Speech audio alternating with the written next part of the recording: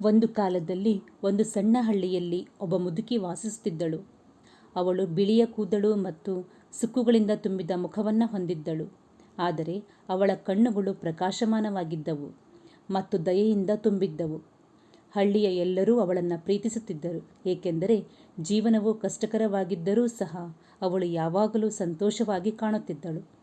ಅವಳು ದೊಡ್ಡ ಆಲದ ಮರದ ಬಳಿಯ ಒಂದು ಸಣ್ಣ ಮನೆಯಲ್ಲಿ ಒಂಟಿಯಾಗಿ ವಾಸಿಸುತ್ತಿದ್ದಳು. ಅವಳ ಪತಿ ಹಲವು ವರ್ಷಗಳ ಹಿಂದೆ ತೀರಿಕೊಂಡಿದ್ದರು. ದೊಡ್ಡ ಆಲದ ಮರದ ಬಳಿಯ ಒಂದು ಸಣ್ಣ ಮನೆಯಲ್ಲಿ ಅವಳು ಒಬ್ಬಂಟಿಯಾಗಿದ್ದಳು. ಅವಳನ್ನು ನೋಡಿಕೊಳ್ಳಲು ಮಕ್ಕಳಿರಲಿಲ್ಲ, ಆದರೆ ಅವಳು ಎಂದಿಗೂ ದೂರು ನೀಡಲಿಲ್ಲ. ಅವಳು ಆಲದ ಮರದ ಕೆಳಗೆ ಕುಳಿತು ಹಾದು ಹೋಗುವ ಪ್ರತಿಯೊಬ್ಬರನ್ನ ನೋಡಿ ನಗುತ್ತಿದ್ದಳು. ಹಳ್ಳಿಯ ಜನರು ಅವಳೊಂದಿಗೆ ಮಾತನಾಡುವುದನ್ನು ಇಷ್ಟಪಡುತ್ತಿದ್ದರು, ಏಕೆಂದರೆ ಅವಳ ಮಾತುಗಳು ಯಾವಾಗಲೂ ಬೆಚ್ಚಗಿನ ಮತ್ತು ತಂಪಾದ ರಾತ್ರಿಯಲ್ಲಿ ಮೃದುವಾದ ಕಂಬಳಿಯಂತೆ ಸಾಂತ್ವನ ನೀಡುತ್ತಿದ್ದವು. ಗ್ರಾಮಸ್ಥರು ಜೀವನ ಸಾಗಿಸಲು ಕಷ್ಟಪಟ್ಟು ಕೆಲಸ ಮಾಡುತ್ತಿದ್ದರು. ಕೆಲವರು ಭೂಮಿಯನ್ನು ಉಳುಮೆ ಮಾಡುವ ರೈತರು, ಕೆಲವರು ಪೀಠೋಪಕರಣಗಳನ್ನು ತಯಾರಿಸುವವರು, ಇತರರು ಸಣ್ಣ ಮಾರುಕಟ್ಟೆಯಲ್ಲಿ ಹಣ್ಣು ತರಕಾರಿಗಳು ಅಥವಾ ಬಟ್ಟೆಗಳನ್ನು ಮಾರಾಟ ಮಾಡುತ್ತಿದ್ದರು.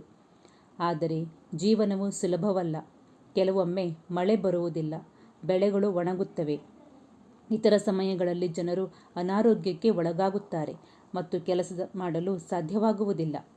ಅನೇಕ ಗ್ರಾಮಸ್ಥರು ಚಿಂತೆ ಮತ್ತು ದುಃಖದಿಂದ ಬದುಕುತ್ತಿದ್ದರು. ಆದರೆ ಆ ಮುದುಕಿಯ ನಗು ಎಂದಿಗೂ ಮಾಸಲಿಲ್ಲ. ಒಂದು ದಿನ ಪ್ರೀತಿ ಎಂಬ ಯುವತಿ ಅವಳನ್ನು ಭೇಟಿ ಮಾಡಲು ಬಂದಳು. ಪ್ರೀತಿಯ ಮುಖ ಕಣ್ಣೀರಿನಿಂದ ತುಂಬಿತ್ತು. ಅವಳು ಮಾತನಾಡುವಾಗ ಅವಳ ಧ್ವನಿ ನಡುಗುತ್ತಿತ್ತು. ನನಗೆ ಏನು ಮಾಡಬೇಕೆಂದು ತಿಳಿಯುತ್ತಿಲ್ಲ ಅಜ್ಜಿ. ನನ್ನ ಗಂಡ ಕೆಲಸ ಹುಡುಕಲು ನಗರಕ್ಕೆ ಹೋಗಿದ್ದಾರೆ, ಆದರೆ ಅವನು ಹಣ ಕಳುಹಿಸಲಿಲ್ಲ ಎಂದು ಹೇಳಿದಳು. ನನ್ನ ಮಕ್ಕಳು ಹಸಿದಿದ್ದಾರೆ ಮತ್ತು ನನಗೆ ಭಯವಾಗಿದೆ, ಏನಾದರೂ ಕೆಟ್ಟದ್ದಾಗಿದ್ದರೆ ಏನು ಎಂದು.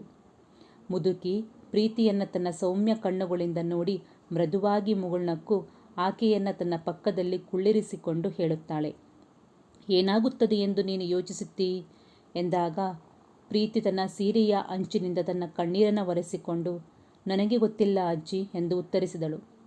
ಎಲ್ಲವೂ ತಪ್ಪಾಗುತ್ತಿದೆ ಎಂದು ನನಗೆ ಅನಿಸುತ್ತಿದೆ. ನನ್ನ ಗಂಡನಿಗೆ ಕೆಲಸ ಸಿಗದಿದ್ದರೆ ಏನು, ನಮ್ಮನ್ನು ಮರೆತರೆ ಏನು, ನಮಗೆ ತಿನ್ನಲು ಏನೂ ಇಲ್ಲದಿದ್ದರೆ ಏನು.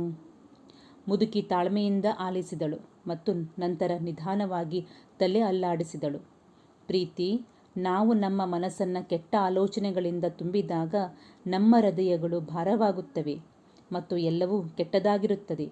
ಆದರೆ ನಾವು ಒಳ್ಳೆಯ ಆಲೋಚನೆಗಳನ್ನು ಯೋಚಿಸಿದಾಗ ನಮ್ಮ ಹೃದಯವು ಹಗುರವಾಗುತ್ತದೆ ಮತ್ತು ಕೆಲವೊಮ್ಮೆ ಒಳ್ಳೆಯದು ಸಂಭವಿಸಲು ಪ್ರಾರಂಭಿಸುತ್ತದೆ. ಪ್ರೀತಿ ಅವಳನ್ನು ಅನುಮಾನದಿಂದ ನೋಡಿದಳು. ಆದರೆ ನನ್ನ ಸುತ್ತಲಿನ ಎಲ್ಲವೂ ತುಂಬ ಕೆಟ್ಟದ್ದಾಗಿದ್ದಾಗ ನಾನು ಒಳ್ಳೆಯ ಆಲೋಚನೆಗಳನ್ನು ಹೇಗೆ ಯೋಚಿಸಬಹುದು? ವಯಸ್ಸಾದ ಮಹಿಳೆ ಮತ್ತೆ ಮುಗುಳ್ನಕ್ಕಳು. ಒಂದು ಕಥೆಯನ್ನು ಹೇಳುತ್ತಾಳೆ. ಒಮ್ಮೆ ಏನೂ ಇಲ್ಲದ ಬಡವ, ಅವನಿಗೆ ಆಹಾರವಿಲ್ಲ, ಹಣವಿಲ್ಲ, ಕುಟುಂಬವಿಲ್ಲ, ನದಿಯ ಪಕ್ಕದಲ್ಲಿ ಕುಳಿತಿದ್ದ ಮತ್ತು ಕಟುವಾಗಿ ಅಳುತ್ತಿದ್ದ. ಆ ದಾರಿಯಲ್ಲಿ ಹೋಗುತ್ತಿದ್ದಾಗ ಅವನನ್ನು ನೋಡಿ ನಿಂತು ಕೇಳಿದಳು, ನೀನು ಯಾಕೆ ಅಳುತ್ತಿದ್ದೀಯಾ ಮಗನೇ? ಆ ಮನುಷ್ಯ, ನನ್ನಲ್ಲಿ ಏನೂ ಇಲ್ಲ ಎಂದು ಹೇಳಿದನು. ನಾನು ಹೇಗೆ ಸಂತೋಷವಾಗಿರಲು ಸಾಧ್ಯ? ಮುದುಕಿ ಮಗುಳ್ನಗುತ್ತಾ ಹೇಳಿದಳು, ನಿನ್ನಲ್ಲಿ ಅಂತ್ಯವಿಲ್ಲದೆ ಹರಿಯುವ ನದಿ ಇದೆ. ನಿನ್ನಲ್ಲಿ ನೆರಳು ಮತ್ತು ಹಣ್ಣುಗಳನ್ನು ನೀಡುವ ಮರಗಳಿವೆ. ನಿನ್ನಲ್ಲಿ ಪ್ರತಿದಿನವೂ ನಿನ್ನನ್ನು ಬೆಚ್ಚಗಾಗಿಸುವ ಸೂರ್ಯನಿದ್ದಾನೆ. ನಿನ್ನ ಸುತ್ತಲೂ ನೋಡು. ನಿನ್ನಲ್ಲಿ ಇಲ್ಲದಿರುವುದರ ಬಗ್ಗೆ ಮಾತ್ರ ಯೋಚಿಸಿದರೆ ಎಲ್ಲೆಡೆ ಸೌಂದರ್ಯ ಮತ್ತು ಜೀವನವಿದೆ. ನೀನು ಯಾವಾಗಲೂ ದುಃಖಿತನಾಗಿರುತ್ತಿ, ಆದರೆ ನಿನ್ನಲ್ಲಿ ಏನಿದೆ ಎಂಬುದರ ಬಗ್ಗೆ ಯೋಚಿಸಿದರೆ ನಿನಗೆ ಶಾಂತಿ ಸಿಗುತ್ತದೆ. ಆ ಮನುಷ್ಯನು ಅವಳ ಮಾತುಗಳನ್ನು ಎಚ್ಚರಿಕೆಯಿಂದ ಆಲಿಸಿದನು. ಅವನು ಅಳುವುದನ್ನು ನಿಲ್ಲಿಸಿದನು ಮತ್ತು ನದಿಯನ್ನು ಗಮನಿಸಲು ಪ್ರಾರಂಭಿಸಿದನು. ಮರಗಳು ಮತ್ತು ಪ್ರಕಾಶಮಾನವಾದ ಸೂರ್ಯನನ್ನು ಗಮನಿಸಲು ಪ್ರಾರಂಭಿಸಿದನು. ನಿಧಾನವಾಗಿ ಅವನು ಆ ದಿನದಿಂದ ಉತ್ತಮವಾಗಲು ಪ್ರಾರಂಭಿಸಿದನು. ಅವನು ಕಷ್ಟಪಟ್ಟು ಕೆಲಸ ಮಾಡಲು ಪ್ರಾರಂಭಿಸಿದನು ಮತ್ತು ಅವನ ಜೀವನವು ಬದಲಾಗಲು ಪ್ರಾರಂಭಿಸಿತು. ಮುದುಕಿ ಪ್ರೀತಿಯನ್ನು ನೋಡಿ ಹೇಳಿದಳು, ನೀನು ನೋಡು ಪ್ರೀತಿ, ಮನುಷ್ಯನ ಜೀವನವು ಮ್ಯಾಜಿಕ್ನಿಂದ ಬದಲಾಗುವುದಿಲ್ಲ. ಅವನು ಯೋಚಿಸುವ ರೀತಿ ಬದಲಾಯಿತು. ನಾವು ಸಕಾರಾತ್ಮಕ ಆಲೋಚನೆಗಳನ್ನು ಯೋಚಿಸಿದಾಗ ನಮ್ಮ ಸಮಸ್ಯೆಗಳನ್ನು ಎದುರಿಸಲು ಶಕ್ತಿಯನ್ನು ಕಂಡುಕೊಳ್ಳುತ್ತೇವೆ. ನಾವು ಏನು ತಪ್ಪಾಗಿದೆ ಎಂಬುದರ ಬಗ್ಗೆ ಮಾತ್ರ ಯೋಚಿಸಿದಾಗ ನಾವು ದುರ್ಬಲ ಮತ್ತು ಹತಾಶರಾಗುತ್ತೇವೆ. ಪ್ರೀತಿ ಎಚ್ಚರಿಕೆಯಿಂದ ಆಲಿಸಿದಳು ಮತ್ತು ನಂತರ ನನ್ನ ಆಲೋಚನೆಯು ನಿಜವಾಗಿಯೂ ವ್ಯತ್ಯಾಸವುಂಟು ಮಾಡುತ್ತದೆಯೇ ಎಂದು ಕೇಳಿದಳು.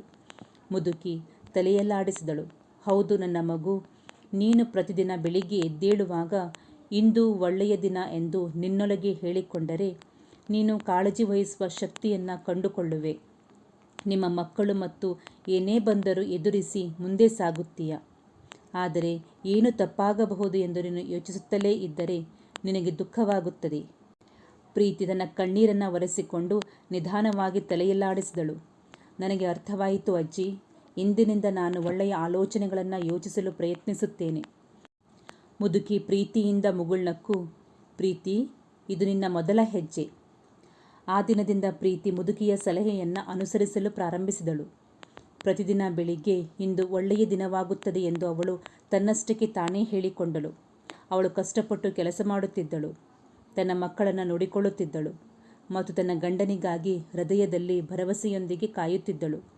ಕೆಲವು ವಾರಗಳ ನಂತರ ಅವಳು ತನ್ನ ಗಂಡನಿಂದ ಪತ್ರವನ್ನು ಪಡೆದಳು.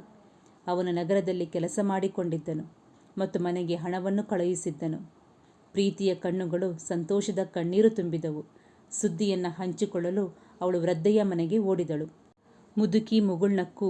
ಪ್ರೀತಿ, ನೋಡು, ಸಕಾರಾತ್ಮಕವಾಗಿ ಯೋಚಿಸಿದಾಗ ನಾವು ನಮ್ಮ ಜೀವನದಲ್ಲಿ ಒಳ್ಳೆಯದನ್ನು ಆಹ್ವಾನಿಸುತ್ತೇವೆ. ಸಮಸ್ಯೆಗಳು ಯಾವಾಗಲೂ ಬರುತ್ತವೆ, ಆದರೆ ನಾವು ಅವುಗಳನ್ನು ಭರವಸೆಯ ಹೃದಯದಿಂದ ಎದುರಿಸಿದರೆ ಅವುಗಳನ್ನು ಶೀಘ್ರದಲ್ಲೇ ಜಯಿಸಬಹುದು. ಮುದುಕಿಯ ಬುದ್ಧಿವಂತಿಕೆ ಹಳ್ಳಿಯಾದ್ಯಂತ ಹರಡಿತು. ಅನೇಕ ಜನರು ತಮ್ಮ ತೊಂದರೆಗಳನ್ನು ಹಂಚಿಕೊಳ್ಳಲು ಅವಳ ಬಳಿಗೆ ಬಂದರು. ಅವಳು ಯಾವಾಗಲೂ ಅದೇ ಸಲಹೆಯನ್ನು ನೀಡುತ್ತಿದ್ದಳು. ಒಳ್ಳೆಯದನ್ನು ಯೋಚಿಸಿ, ಒಳ್ಳೆಯ ಆಲೋಚನೆಗಳು ಮತ್ತು ಒಳ್ಳೆಯದು ಅನುಸರಿಸುತ್ತದೆ. ಗ್ರಾಮಸ್ಥರು ಅವಳ ಮಾತುಗಳ ಶಕ್ತಿಯನ್ನು ನೋಡಲು ಪ್ರಾರಂಭಿಸಿದರು ಮತ್ತು ಅವರ ಜೀವನವು ನಿಧಾನವಾಗಿ ಪ್ರಕಾಶಮಾನವಾಯಿತು.